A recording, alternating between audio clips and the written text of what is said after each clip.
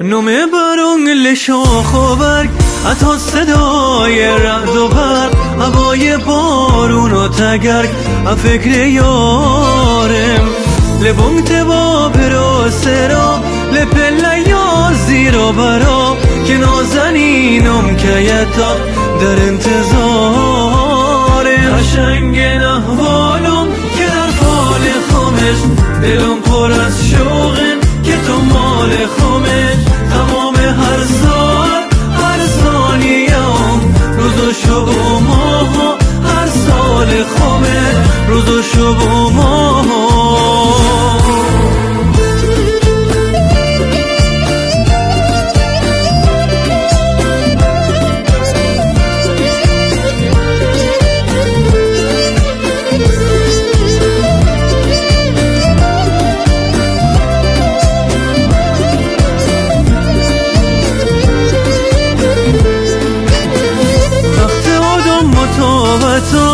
نوای آهنگ صدات شرنگ تر از نقل و نبات دلم بنات نبش عشق بی ثمر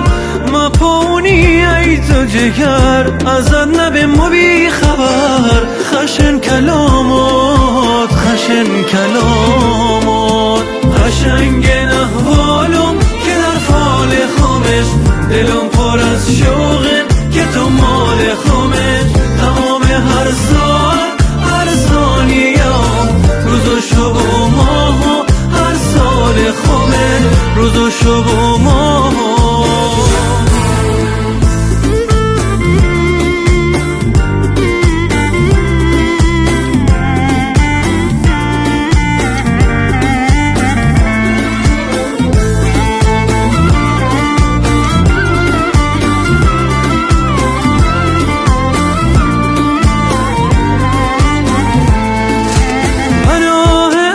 قلبمش تو بهترین مردمش تو نیمه گم شدمش تزورتم جون